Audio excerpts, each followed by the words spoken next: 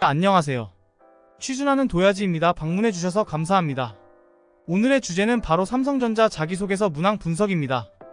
바로 자기소개서 1번 문항 작성 방법을 보시려면 1분 56초로 가시면 됩니다. 삼성전자는 매년 상반기, 하반기 두 번 공개 채용을 진행하고 있습니다. 최근 3년간 채용 일정을 보면 아시겠지만 상반기는 3월 중순, 하반기는 9월 중순에 채용을 진행합니다.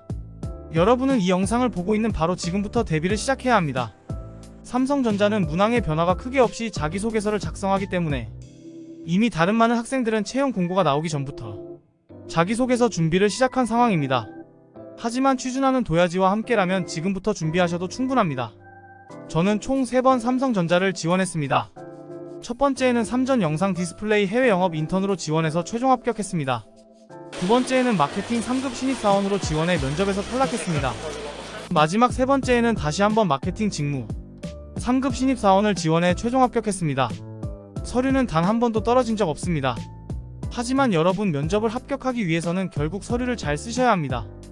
저는 두 번째 지원 당시 자기소개서에 로열티가 부족해서 최종 면접 탈락했습니다. 여러분은 그런 슬픔을 겪지 않도록 최선을 다할 테니 주목해주세요. 삼성전자는 인턴과 3급 신입사원이 같은 시기에 채용을 진행하고 문항도 일치합니다. 서류, 지사트, 면접까지 모든 과정이 똑같이 진행이 됩니다.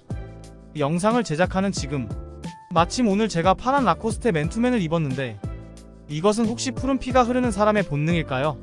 죄송합니다. 삼성전자는 매년 서류 문항이 크게 변하지 않습니다.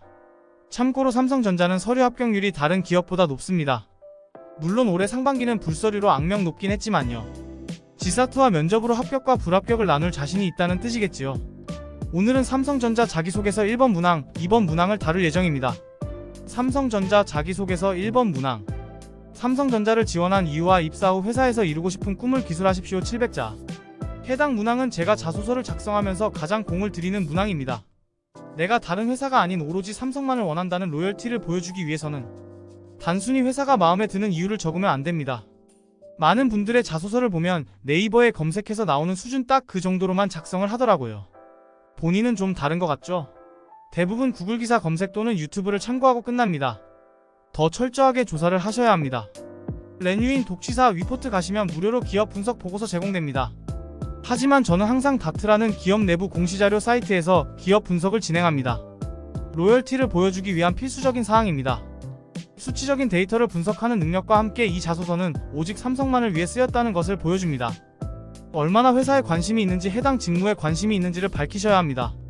많은 분들이 글을 작성을 하실 때 약간 공식처럼 1번 문항에 대한 답변으로 지원 동기, 나는 이 회사가 이래서 좋습니다. 이루고 싶은 꿈, 저는 삼성에서 어떤 일을 하고 싶습니다.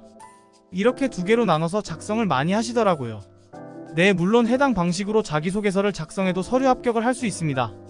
하지만 여러분이 취준하는 도야지를 찾아오신 만큼 정말 지금까지 50개가 넘는 회사에 지원하며 서류 합격률 80% 이상을 유지하는 팁을 듣고 싶다면 바로 지금부터 집중하시면 됩니다. 답변을 작성하는 틀은 크게 세 가지입니다. 첫째, 본인의 강점을 어필하며 회사에 맞는 인재라는 것을 어필. 둘째, 회사의 최근 동향과 자신의 경험이 일치한다는 것을 어필. 셋째, 회사의 업무를 철저하게 분석할 수 있는 능력을 어필.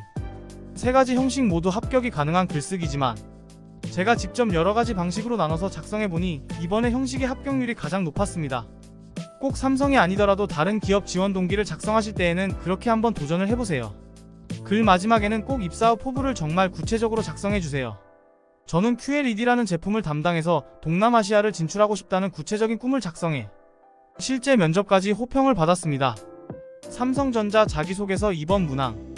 본인의 성장 과정을 간략히 기술하되 현재 자신에게 가장 큰 영향을 끼친 사건, 인물 등을 포함하여 기술하시기 바랍니다. 작품 속 가상인물도 가능. 1500자 이내. 먼저 첫 질문으로는 과연 1500자 안에 두 가지의 사례를 넣어도 될까요? 이런 질문이 들어오면 저는 무조건 반대라고 합니다. 두 가지 사례, 경험을 넣는다고 떨어지는 것은 아닙니다. 하지만 저는 1000자 1500자의 하나의 사례만을 적어도 충분하다고 생각합니다. 논리적으로 어떤 내용이 좋을지를 고민해 보시고 상당히 구체적으로 적으시면 됩니다. 성장 과정은 직무적인 내용을 꼭 작성할 필요는 없습니다. 대신에 사람이 문제가 있는 상황에서 어떻게 대처하는지를 보기 위한 문항이기 때문에 특정 문제 상황에서 어떤 방식으로 일을 처리했었고 이후에는 문제 해결을 하면서 어떤 방식으로 변화를 했고 성장했는지를 작성하시면 됩니다. 꼭 같은 직무의 사건이나 사람으로부터 영향을 받았을 필요는 없습니다.